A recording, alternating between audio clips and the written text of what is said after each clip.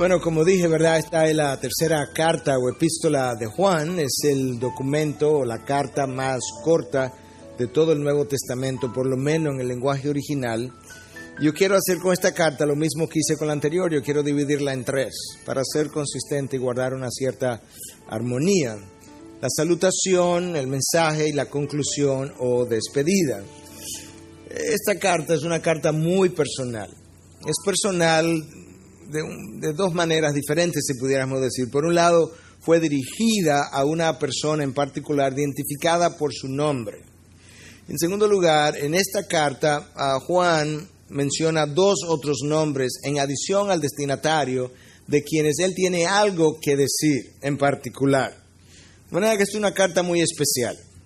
Pero esta es una carta similar a la anterior y similar a la primera carta, donde el amor por la verdad y el amor por el hermano aparecen entrelazados inseparablemente. Yo creo que eso es algo muy típico de Juan. Juan nunca divorcia esos dos conceptos y ciertamente Dios tampoco lo hace. La palabra que más frecuentemente aparece en esta carta es la palabra verdad. Aparece unas 6 veces, de manera que si usted quiere, esta es nuestra palabra eje o central o clave. Pero yo quisiera usar el mensaje para responder una sola pregunta: ¿de qué forma sale a relucir en esta carta, de manera particular, esa relación entre el amor por la verdad y el amor por el hermano? Es algo típico de las 3 cartas, pero en esta en particular, ¿de qué forma nosotros podemos ver que eso es una gran realidad aquí? Y con eso entonces yo quisiera comenzar con la primera parte de esta carta, lo que es el saludo. Como ya leímos, ¿verdad? Esto fue dirigido, o no lo hemos leído todavía, ¿verdad que no? No, me estaba recordando del servicio anterior. Vamos a leerla, versículo 1. El anciano, el amado Gayo, a quien yo amo en verdad. Amado, ruego que sea prosperado en todo, así como prospera tu alma, y que tengas buena salud. Pues me alegré mucho cuando algunos hermanos vinieron y dieron testimonio de tu verdad. Esto es, de cómo andas en la verdad. No tengo mayor gozo que oír que mis hijos andan en la verdad. Amado, estás obrando fielmente en lo que hace por los hermanos, y sobre todo cuando se trata de extraños, pues ellos dan testimonio de tu amor ante la iglesia. Harás bien en ayudarles a proseguir su viaje de una manera digna de Dios, pues ellos salieron por amor al nombre, no aceptando nada de los gentiles. Por tanto, debemos acoger a tales hermanos para que seamos colaboradores en pro de la verdad. Escribí algo a la iglesia, pero Diótrefes, a quien le gusta ser el primero entre ellos, no acepta lo que decimos. Por esta razón, si voy, llamaré la atención a las obras que hace, acusándonos injustamente con palabras maliciosas, y no satisfecho con esto, él mismo no recibe a los hermanos, se lo prohíbe a los que quieren hacerlo y los expulsa de la iglesia. Amado, no imites lo malo sino lo bueno. El que hace lo bueno es de Dios, el que hace lo malo no ha visto a Dios. Demetrio tiene buen testimonio de parte de todos y de parte de la verdad misma. También nosotros damos testimonio, y tú sabes que nuestro testimonio es verdadero.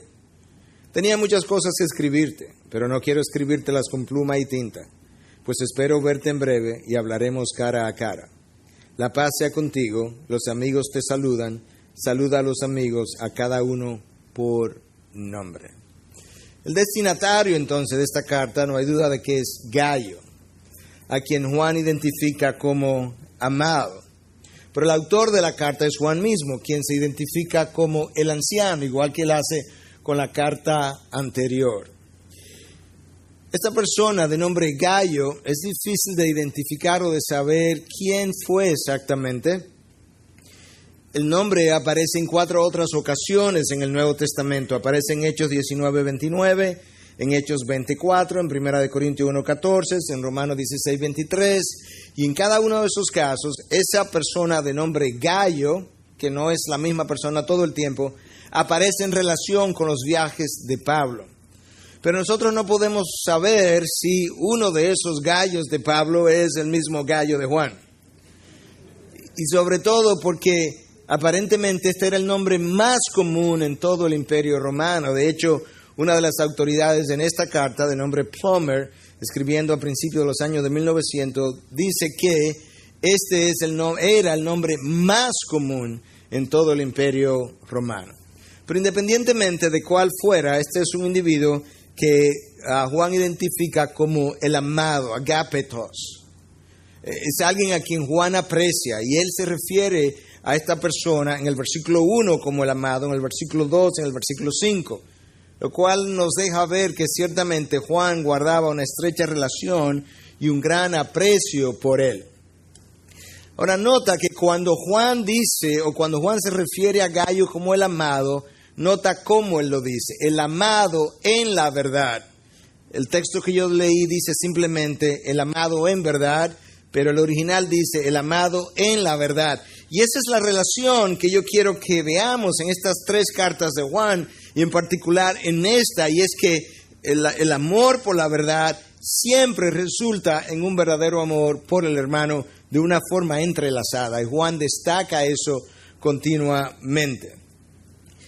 Y lo que ocurre es que cuando la verdad de Cristo viene a nosotros, esa verdad hace un trabajo en nosotros que cambia nuestro corazón de piedra a corazón de carne, y ese nuevo corazón comienza a amar de una manera distinta, de una manera incondicional, de una manera ágape.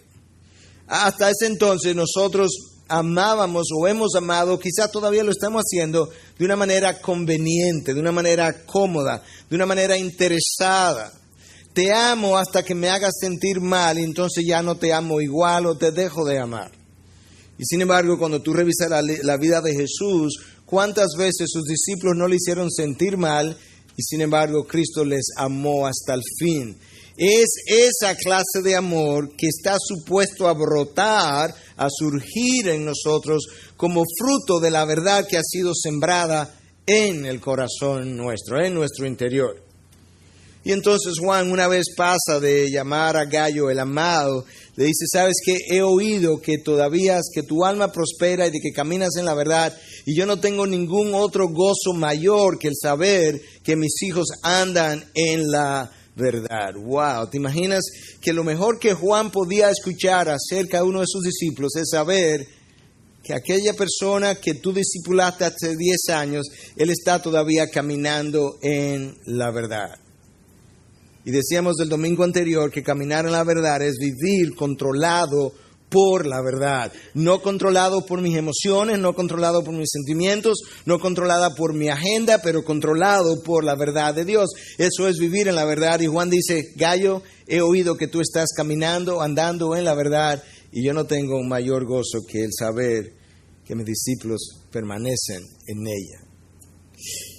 Yo no sé exactamente qué Juan tenía en mente cuando él escribió esas palabras, pero he leído de varios autores que, de acuerdo a ciertos estudios y ciertas observaciones, solamente 1 de cada 10 cristianos que comienzan bien, terminan bien.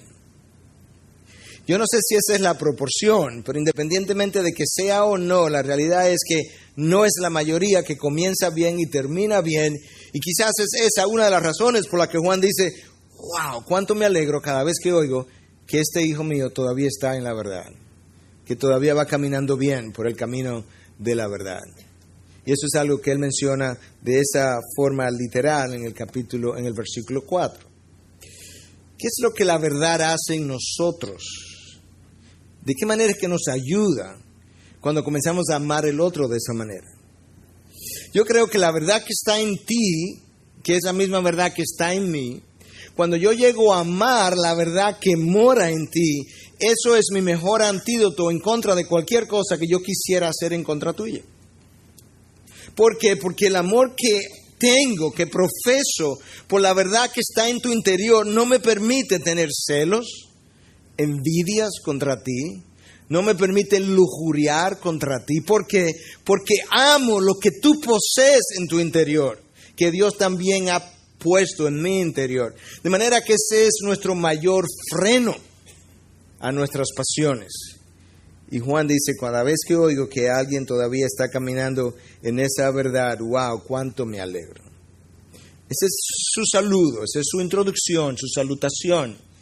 Ahora pasamos al mensaje. Amado, estás obrando fielmente en lo que hace por los hermanos, y sobre todo cuando se trata de extraños, pues ellos dan testimonio de tu amor ante la iglesia. Harás bien en ayudarles a proseguir su viaje de una manera digna de Dios, pues ellos salieron por amor al nombre, no aceptando nada de los gentiles. Por tanto, debemos acoger a tales hombres para que seamos colaboradores en pro de la verdad.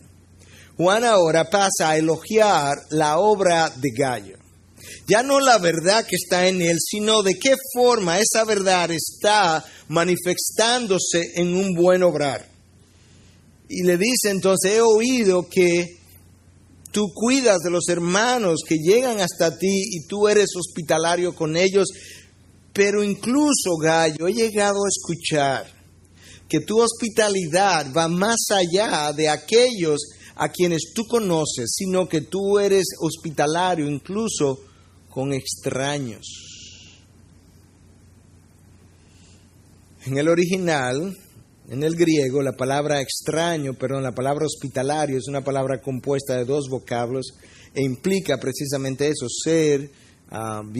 darle la bienvenida a extraños. En el primer siglo, en el contexto del primer siglo, donde los cristianos necesitaban protección, donde no contaban con nadie, donde estaban siendo perseguidos, donde los cristianos no querían quedarse muchas veces en lo que hoy pudiera ser llamado hotel o motel de ese entonces, porque como dijimos el domingo pasado, eran sucios, estaban infectados con pulgas y piojos y demás. Como ellos no querían quedarse ahí, ellos viajaban con carta de recomendación. De manera que tú ibas de Santo Domingo, por ejemplo, a Santiago, y tú llegabas a una iglesia.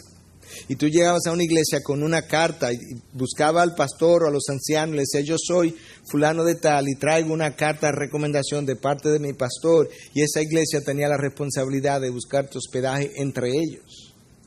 Como una manera de protegerse, ellos llegaron a desarrollar ciertas reglas y costumbres por las cuales todo el mundo debía someterse. Y el Didache, que es un documento apostólico del final del primer siglo, que muchos creen que fue escrito por los apóstoles. El Didache habla de que cuando tú viajes, si tú tienes a una persona que se quiere quedar en tu casa un día, está bien, 2 días, está bien. Si él se quiere quedar un tercer día, es un falso profeta. Ellos tenían sus normas de cómo identificar a la gente. Si cuando él llega a tu casa, tú debes ayudarlo, pero si cuando él va a salir te pide dinero para el camino, ese es un falso profeta. En otras palabras, hemos instruido a nuestra gente que sepa cómo comportarse y cómo puedan ser identificados. Y te das cuenta entonces que en cada generación hay costumbres, normas y demás que son seguidas como parte de su entendimiento. Pero Juan le está diciendo a Gayo, yo quiero que tú lo cuides como es digno de Dios. ¿Qué significa eso? ¿Qué significa cuidar a una persona que tú le está dando hospedaje en tu casa de una manera digna de Dios? Tú tienes que cuidar de ellos humildemente. Tú tienes que protegerlos, sobre todo en el contexto de este primer siglo. Tú tienes que darle alimentos mientras están contigo. Y cuando se vaya, no lo dejes ir con las manos vacías, dale algo de alimento. En el contexto judío era inconcebible que tú pudieras hospedar a alguien y luego dejarlos ir sin haberle puesto en su equipaje una porción de pan. Para ello el pan era imprescindible. Entonces Gayo aparentemente estaba ayudando a estos hermanos a seguir hacia adelante, a seguir por el camino. Cuando tú lees estas 2 cartas, la segunda y la tercera, te das cuenta que hay 2 grupos de misioneros. Hay un grupo de misioneros que están caminando, enseñando que Cristo no se había encarnado. Y Juan le dice en la segunda carta, a eso no lo reciban. Es más, ni lo salude, que si lo saluda participa en sus malas obras. ¿Recuerdan eso? Pero ahora hay un grupo de misioneros que es totalmente distinto. Estos han salido por amor al nombre, no tienen ningún interés personal. Y esta gente no cuenta con los gentiles, no recibe ayuda de los gentiles. De hecho, rehúsan recibir ayuda de los gentiles. Tú que eres cristiano y que debes amar a tu hermano, tú le ayudas. Y estoy oyendo, Gayo, que tú haces eso, que estás obrando fielmente para con ellos y le ayudas a seguir por el camino. Y Juan entonces le ayuda a Gayo y a nosotros ahora a entender por qué esta gente que estaba haciendo eso era especial. En su misión dice que ellos han salido con una sola motivación, amor al nombre, no otra. Wow. Yo creo que la iglesia de hoy necesita un poco más de esa pasión. Déjame mencionarte varias ocasiones en el Nuevo Testamento donde ese amor al nombre sale a relucir y lo que la gente estuvo dispuesta a hacer simplemente por eso. En el libro de los Hechos, capítulo 5, te encuentras que Juan y Pedro están predicando el Evangelio, lo toman, lo meten en la cárcel, lo azotan, y déjame leerte el texto. Ellos aceptaron su consejo y después de llamar a los apóstoles, Juan y Pedro, los azotaron y les ordenaron que no hablaran en el nombre de Jesús y los soltaron. Ellos, pues, salieron de la presencia del concilio regocijándose de que hubieran sido tenidos por dignos de padecer afrenta por su nombre. ¿Qué? Juan y Pedro lo acaban de meter en la cárcel. Lo azotan. Y cuando lo azotan, lejos de quejarse porque esa paliza fue injusta, lejos de quejarse de que, tú sabes que es increíble, no hemos hecho nada malo y nos azotaron, en vez de ellos quejarse de que realmente, Dios, yo no te entiendo, yo estoy en medio de tu voluntad, yo estoy predicando el Evangelio y mira cómo esta gente nos azota, tú puedes evitar eso y no lo estás evitando. Lejos de hacer eso, Pedro se voltea donde Juan, o Juan para donde Pedro, y dice, ¡wow! Nos dieron una paliza por el nombre de Jesús. ¡Wow! Bien dada. Si ese es el problema, qué gozosos estamos de que se nos considere digno. Dios, si tú crees que somos dignos de una paliza por amor a tu nombre, gloria a ti, Dios. ¿Te das cuenta de cuál era el mindset, cuál era la forma de pensar de esta gente? Oh, si nosotros tuviéramos algo así hoy. ¿Qué cosas tú has tenido que sufrir últimamente por amor al nombre? ¿Qué cosas, qué palabras tú has tenido que escuchar de familiares inconversos, de amigos, de jefes que no entienden tu fe, que te han ridiculizado y tú has tenido que soportarlas simplemente por amor al nombre? ¿Qué cosas tú y yo estaríamos dispuestos a sacrificar en el día de mañana simplemente por amor al nombre? Yo creo que nosotros tenemos que detenernos de manera intencional y meditar sobre esas cosas, porque si yo no tomo ciertas determinaciones antes de cuando la hora de la prueba llegue, yo no lo voy a hacer. Porque yo voy a comenzar a pensar si vale la pena hacer ese sacrificio. Y yo estoy convencido por mi propia vida, por mi propia experiencia, aparte de lo que es el testimonio de la palabra, que con frecuencia Dios nos pone en bifurcaciones. Y en esa bifurcación Él nos prueba y nos dice, yo quiero saber. Tú dices que tienes un compromiso conmigo. Yo quiero saber hasta dónde tú estás dispuesto a llegar y sacrificarte y dar y dejar por amor al nombre. Y en esas pruebas, algunos nos va bien y otros no nos va tan bien. Creo que le mencioné en una ocasión, la primera vez que yo leí que el filósofo ateo Friedrich Nietzsche, quizás era un trabajólico, solamente descansaba el domingo en la tarde, se iba a montar patines, y en una ocasión tomó la decisión de jamás volver a descansar y montar patines por amor a la causa que él estaba enarbolando. Y yo digo, pero ven acá, ¿cómo es posible que ateos estén dispuestos hasta dejar el único mediodía de descanso? Que no estoy diciendo que no debiéramos descansar, eso no es lo que estoy aplaudiendo. Lo que estoy aplaudiendo es la actitud de sacrificio de hasta dónde gente que realmente no tiene propósitos eternos como nosotros sí tenemos, está dispuesta a llegar por amor al nombre, cosas que nosotros no hacemos. Como los que se entrenan para las Olimpiadas pierden sueño, pierden trabajo, pierden alimentación, dejan de comer cosas para mantener un peso en entrenamiento por 4 años, por una medalla que va a perecer. Y nosotros no somos capaces por amor al nombre de hacer la misma cosa. Cuando tú sigues leyendo en el libro de los Hechos, tú llegas al capítulo 9, es el libro que cuenta la historia de la iglesia en sus primeros 30 años. La IBI tiene 12 años, o sea que nosotros estamos escribiendo los libros de los Hechos de la IBI. Cuando se escriba ese libro en los primeros 30 años, ¿qué se va a decir de nosotros? Tú sigues el libro de los Hechos, capítulo 9, Te encuentras con que a Pablo lo han llamado a la obra de Cristo, a la causa. Pablo queda ciego ese día. Dios le revela a Ananías que Pablo está ciego, que vaya y ore por él, le ponga las manos para que recobre la vista. Ananías no quiere ir porque sabe que Pablo es un perseguidor de la iglesia. Y Dios le dice a Ananías, ve, que yo le mostraré cuánto él ha de padecer por amor a mi nombre. Imagínate que el día que tú pusiste tu fe en la persona de Jesús,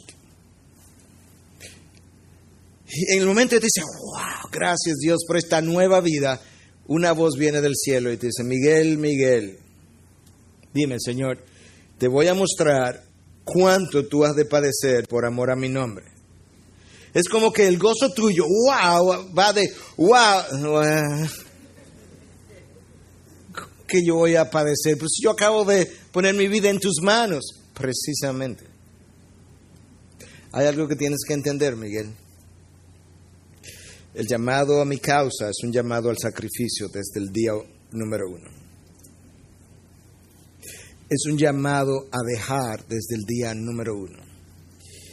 ¿Y sabes qué, Miguel? Si lees la historia de mi hijo, te va a encontrar que en el día número 1, él dejó su gloria.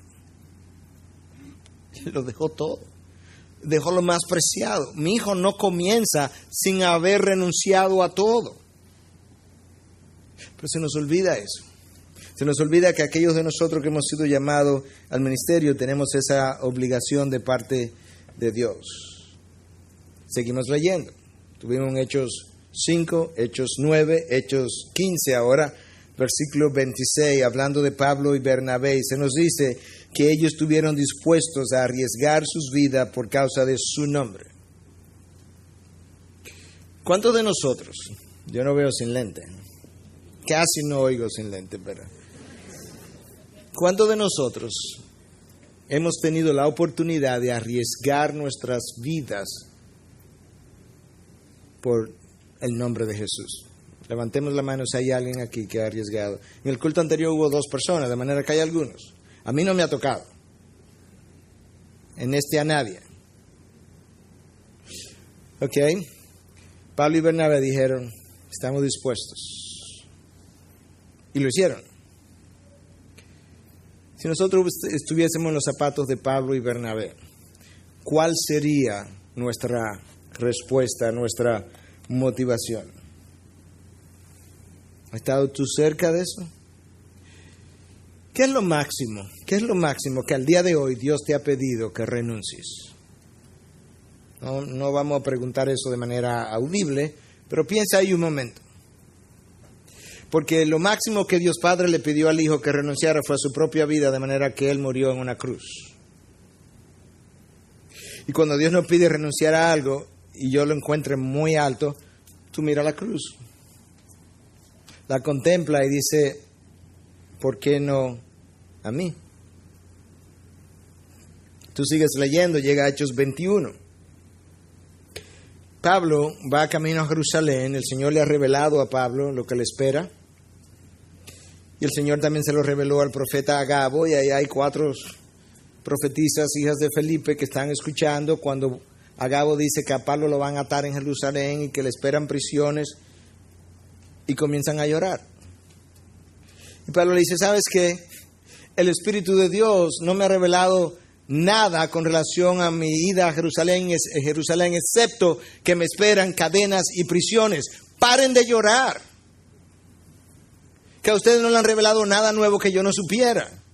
Y Pablo le dice entonces, ¿sabe por qué tienen que parar de llorar? Porque yo estoy dispuesto no solamente a ser atado, sino a perder mi vida por la causa. ¿Te das cuenta ahora de cuál es el tipo de llamado que nosotros tenemos? No es un llamado a la conveniencia, es un llamado al sacrificio. Gallo está haciendo esto bien. Él está dando testimonio de su fe, él está recibiendo a los hermanos, le está ayudando a continuar por el camino. Y cuando esos hermanos a quien él ha ayudado van de iglesia en iglesia, el texto dice en el versículo 6 que ellos están dando testimonio del amor que Gallo tuvo por ellos. Pregunta: Si hermanos de esta iglesia tuvieran que salir a otras iglesias, a otras provincias, y se les pidiera que vinieran al frente y dieran testimonio de qué manera los hermanos de la IBI en acciones, no en palabras, han mostrado realmente su amor para contigo, como estos hermanos estaban testificando, como Gallo lo había hecho, ¿qué dirían ellos de ti? ¿Qué dirían los hermanos? Yo sé que fulano ha demostrado el amor por los hermanos porque fulano ha hecho en blanco, en favor de la causa. ¿Qué dirían? Pero se supone que ellos deben ser capaces de escribir testimonios acerca de nuestro amor por los hijos de Dios. Gallo tenía ese testimonio de parte de estos hermanos que iban de iglesia en iglesia. Ahora, contrasta ahora el testimonio que Gallo tiene a su favor con el testimonio que este otro hermano, probablemente de la misma iglesia, tiene en su contra. Juan dice, yo escribí algo a la iglesia, esta es otra carta, no personal, porque esta carta es a Gallo. Esta otra carta de la que Juan habla, él la escribió a la iglesia. Él dice, escribí algo a la iglesia, pero Diótrefes, a quien le gusta ser el primero entre ellos, no acepta lo que decimos. Por esta razón, si voy, llamaré la atención a las obras que hace, acusándonos injustamente con palabras maliciosas, y no satisfecho con esto, él mismo no recibe a los hermanos, se lo prohíbe a los que quieren hacerlo y los expulsa de la iglesia. Wow. Evidentemente hay otra carta que no la tenemos, que se perdió, escrita a la iglesia, donde de manera particular Juan le estaba dando instrucciones a Diótrefes, y Diótrefes dice, no lo voy a hacer. Y entonces, no solamente eso, sino que comenzó a acusar a Juan injustamente. Algunos postulan, es una especulación, pero algunos postulan que quizás esta carta fue rota por el mismo Diótrefes, que quizás ni se la llegó a leer a la iglesia, porque no le interesaba. Pero Juan tiene 4 acusaciones contra Diótrefes. La primera, él no acepta lo que decimos. Le hemos dado instrucciones, le hemos dado directrices y él lo rehúsa. Pero a Juan le está dando importancia a esto y le preocupa porque Juan sabe que estas actitudes tienden a deteriorarse todo el tiempo. Que es una grieta pequeña. Y esa grieta con el tiempo tiende a ensancharse y a crear entonces división en el cuerpo.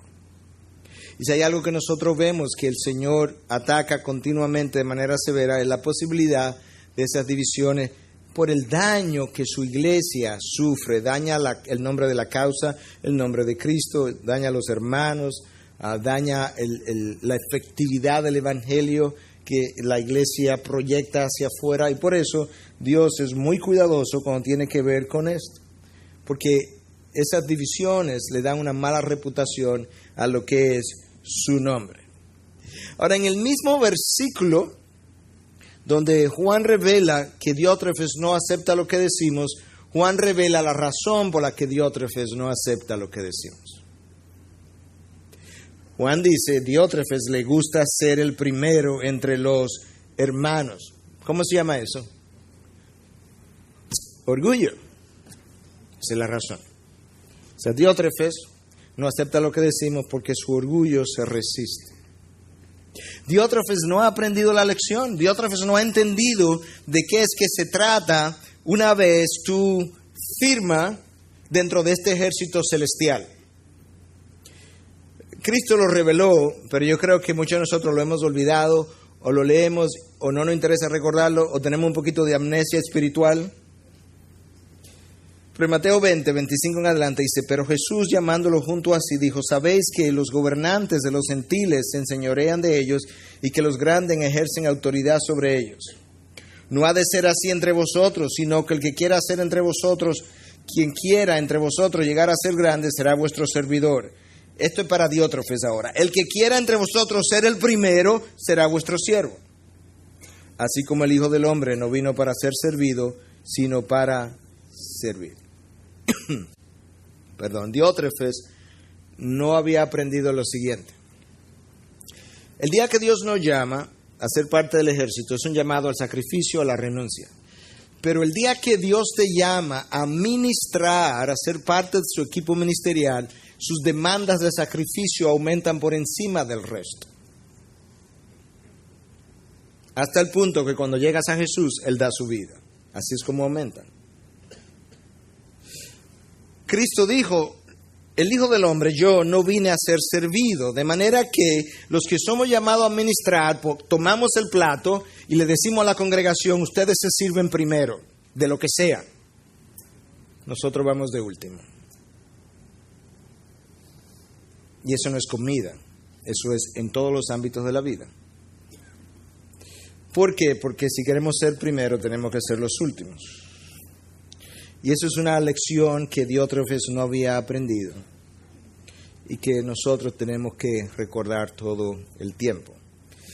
Mientras más alta mi responsabilidad, mayor es el sacrificio y la demanda que Dios impone y la renuncia que Dios impone sobre mí. En el caso de Cristo, toda su gloria, toda su gloria renunciada por un periodo de tiempo. Porque Él tiene el llamado más alto, o tenía el llamado más alto, o lo tiene todavía. Segunda acusación de Juan contra Diótrefes. Diótrefes está allí, y palabra textual ahora, acusándonos injustamente con palabras maliciosas. Nota como Juan dice, maliciosamente. En otras palabras, Diótrefes ahora quiere hacerle daño a nosotros. Primero a los hermanos y ahora a nosotros. La palabra en el original, traducida ahí como injusto y malicioso, es fulareo, que implica chismear, hablar sin sentido, hacer daño, palabras dañinas, maliciosas. Eso es exactamente lo que aquí está. Pero ¿contra quién es que Diótrefes está diciendo eso? ¿Contra quién? Contra Juan, ¿cierto? ¿Cómo se identificó Juan al comienzo de esta carta? El anciano. Aunque déjame decirte lo que la palabra de Dios dice entonces de esa acusación contra ese anciano. 1 Timoteo 5:19. No admita acusación contra un anciano a menos de que haya 2 o 3 testigos. ¿Serio esto? ¿Por qué? ¿Porque el anciano es una persona especial? No. O sea, en sí misma él no es especial. Si tiene algo de especial, no es en él, es en la posición que representa. Cuando le haces daño al anciano, le haces daño a mi iglesia que yo compré con mi sangre. Cuando le haces daño al anciano, socava la zapata de la iglesia que sostiene el resto del edificio. Se me cae la iglesia, Diótrefes. Y esa es la razón que entonces al sostener una iglesia contra un anciano, una acusación contra un anciano, tiene que cerciorarte que es veraz si trae contigo 2 o 3 ancianos, 2 o 3 testigos, que quede claro que aquí no ha habido nada de duda ni de cuestionamiento, porque es mucho el dolor que la iglesia sufre cuando estas cosas se dan. Tercera acusación. Diótrefes no recibe a los hermanos. Pues no recibe a los hermanos. Los hermanos llegan, él rehúsa recibirlos a pesar de mis instrucciones. Recuerden, en el primer siglo esto era lo común, el dar hospedaje a los hermanos cristianos, era la costumbre de la época. Pero Diótrefes rehusó realmente ser hospitalario de esa manera. Pero peor aún, es que Diótrefes, como dicen en nuestro país, ni lava ni presta la batea. Porque él no solamente que no come, él no deja comer, porque él no da hospedaje, pero él impide que aquellos hermanos que sí quieren dar hospedaje, hospeden. Y de hecho, cuando se entera que un hermano hospedó a esas personas que estaban predicando el evangelio por amor al nombre, los expulsa de la iglesia.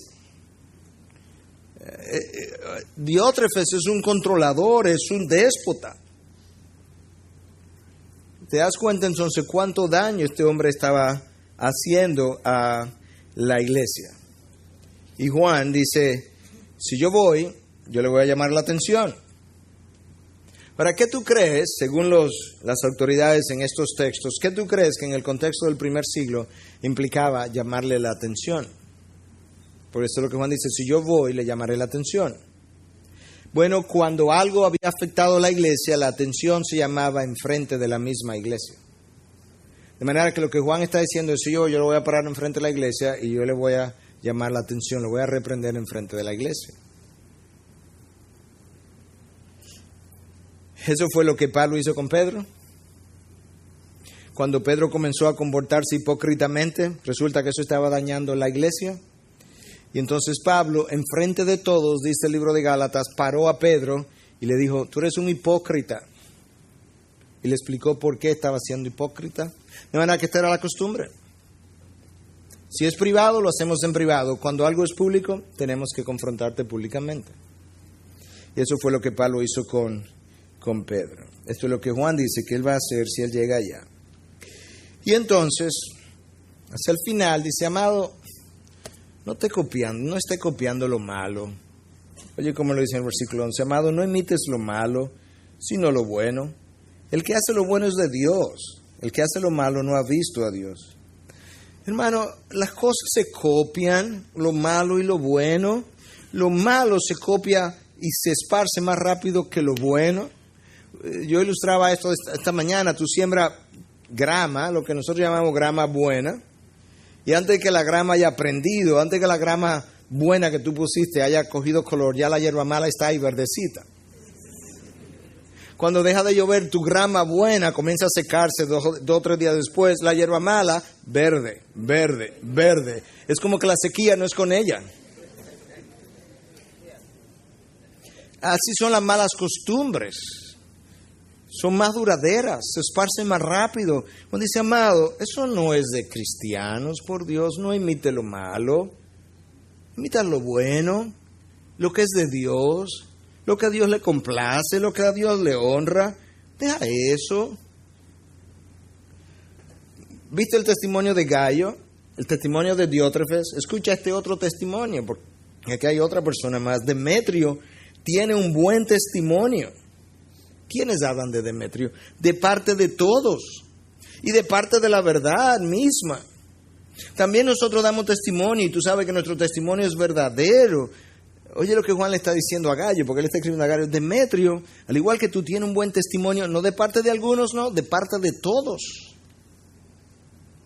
Y dice que tiene un buen testimonio también de parte mía. Y tú sabes que yo no hablo mentira, mi testimonio es verdad. Pero lo más impresionante es que el texto dice que Demetrio tiene un testimonio bueno de parte de la verdad misma. En otras palabras, si paras a Demetrio delante de la congregación y al lado le paras la palabra y examinas a Demetrio, eso mismo pasó en el culto anterior, y examinas a Demetrio, a la luz de la palabra dice que él tiene un buen testimonio.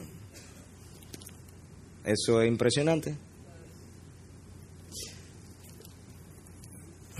¿Cómo luciría mi testimonio, el tuyo, si te paramos aquí y te ponemos la palabra al lado? Y examinamos tu vida a la luz de esta palabra. ¿Podrías tú tener un buen testimonio de parte de la palabra misma, de la verdad misma? Habla con Dios, pero eso es lo que queremos. Lo que queremos es un buen testimonio de parte de todos y de la verdad misma. Este Demetrio lo había cosechado. Y eso es lo que Juan está aplaudiendo. La conclusión, entonces, al final, tenía muchas cosas que escribirte, pero no quiero escribírtelas con pluma y tinta, pues espero verte en breve y hablaremos cara a cara. La paz sea contigo, los amigos te saludan, saluda a los amigos, a cada uno por nombre. Esta carta termina casi igual que la anterior, la segunda carta. Dice, yo tengo muchas cosas más que escribirte, pero no son cosas que realmente deben ser escritas. Prefiero ir y hablártelas. Prefiero ir y conversarla cara a cara. La expresión, como dijimos el domingo anterior, era boca a boca, como la expresión cuando dice que Dios hablaba con Moisés cara a cara, realmente en el original dice boca a boca, esa era su expresión. Son cosas pesadas de envergadura de las cuales no me gusta estar escribiendo, prefiero hablarlas. Entonces dice, te saludan los amigos y salúdame tú también a los amigos. A cada uno por su nombre. En otras palabras, Gallo, no vaya a la iglesia, le dice, Juan le mandó saludo. Ve a una iglesia más pequeña, obviamente. Ve a los hermanos por nombre. María, mira, Juan te mandó saludo. José, que dice Juan que te salude personalmente. Pedro, Juan te mandó saludo en la carta que me escribió. Salúdalo a cada uno por su nombre. ¿Te das cuenta lo personal que estas relaciones eran en el contexto del primer siglo? ¿Te das cuenta de cuánto Juan no solamente amaba la verdad, pero amaba a los discípulos de la verdad? Y esas dos cosas él nunca las divorció. Amar la verdad era amar al hermano. Hasta el punto que en su primera carta él dice, no me digas que tú hablas al hermano, que tú amas a Dios si tú no amas a tu hermano. Y para amar a Dios tú tienes que amar su verdad. La medida en que yo traigo esta tercera carta a su conclusión, a su cierre, y traigo las 3 cartas de Juan a su cierre, yo quisiera hacer una última anotación para recordar esto que yo vengo hablando, y es que el verbo amar, agapeo o agapao en el griego, aparece 31 veces en las 3 cartas de Juan. El verbo, el nombre aparece otras tantas veces, pero el verbo amar, agapao, incondicionalmente, aparece 31 veces. ¿En qué contexto? Bueno, 14 de esas 31 veces aparecen en el contexto de el amor por la verdad y el amor hacia los hermanos. Y en contraste de aquellos que aman la verdad, si tú no amas la verdad, tú estás en tinieblas. Si tú no amas al hermano, tú no amas a Dios. En esos contrastes aparece esta relación. 7 veces aparece el verbo amar en el contexto del llamado que Dios nos ha hecho de amarnos unos a otros, y se nos exhorta al amor mutuo. Ahí hay 21 veces, 14 más 7, de manera que 21 veces de 31 veces el amor por el hermano de alguna manera sale a relucir en conexión con mi nuevo llamado, mi nuevo nacimiento, mi condición de ser cristiano. 6 veces el verbo aparece en conexión con el amor que Dios tiene por nosotros. 2 veces aparece el amor que Juan tenía por Gayo y por la señora elegida en la carta 2, en la segunda carta. Y en otras 2 ocasiones se nos insta a no amar el mundo. ¿Te das cuenta del énfasis de Juan en cuanto a lo que es amar y qué amar? Intrínsecamente dejándonos ver que el amor por la verdad de Dios que mora en nosotros produce automáticamente amor por el hermano. ¿Cuánto de ese amor tú crees que tiene tu corazón? Cuando no vienes a la iglesia, ¿cuánto falta te hacen tus hermanos? Cuando no ves a alguien, ¿cuánto te preocupa en el buen sentido de que no le has visto por unos días? Cuando te enteras que alguien está enfermo de la iglesia, escucha esa noticia como, bueno, otro más. O tú tienes una cierta preocupación sana por su condición. Porque nosotros tenemos que pedirle a Dios entonces que haga otro trabajo en nuestros corazones que quizás no se ha hecho todavía, porque la característica cardinal, de acuerdo a estas 3 cartas de Juan, del cristiano, son 2, pero son 2 en una. Es amor por la verdad y amor por el hermano. Lo que distingue al cristiano es amor por su verdad y amor por su hermano, que resulta en la habilidad de querer hacer cualquier cosa por amor al nombre. Cualquier sacrificio, hasta donde yo tenga que llegar, yo lo voy a hacer. Sin ninguna otra motivación que no sea la causa de Cristo. Necesitamos una disposición, una mayor disposición a dar más, a sacrificarnos más, a pedirle al otro menos. Necesitamos una disposición a ir más lejos, a ir la extra milla. Cada vez que tú lees la palabra de Dios, te están pidiendo que dé. Si alguien te pide que vaya una milla, ve 2. Si alguien te da una galleta en una mejilla, ponle la otra. Si alguien te pide una túnica y tú tienes otra, dale la otra también. Cada vez que tú miras y lees la palabra de Dios, a ti se te está pidiendo. No tiene nada que ver con el otro. A ti se está pidiendo que dé más, que sacrifique más, que renuncie más. Igual para mí. Eso no cambia. Y sobre todo aquellos que hemos sido llamados al ministerio. El liderazgo nuestro ha huido desde el día 1. El ministerio tiene un precio. El precio hay que pagarlo todo el tiempo y el precio aumenta cada año. El ministerio tiene un precio, el precio hay que pagarlo todo el tiempo y aumenta cada año. Eso es una gran realidad hasta que entremos en gloria. Y ese es el ejemplo que Cristo nos dejó. Él pagó un precio, lo pagó todo el tiempo, el precio aumentó por cada año de su ministerio hasta que llegó el día en que pagó el último precio y terminó con su vida. Esa es la naturaleza del ministerio.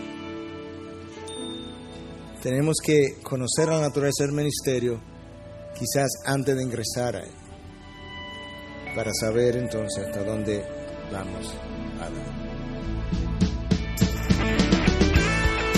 Integridad y Sabiduría es una producción que llega hasta ustedes gracias a los aportes de individuos y empresas comprometidos con la defensa de la fe. Para más información, preguntas y comentarios, visite nuestra página de internet www.integridadysabiduría.org. En esta página encontrará información sobre la producción de este y otros recursos que ponemos a su disposición, como también las formas en las que usted puede contribuir con la producción de programas como estos. Les invitamos nuevamente a visitar nuestra página de internet www.integridadysabiduría.org. Será hasta la próxima, cuando nos reencontremos con Integridad y Sabiduría.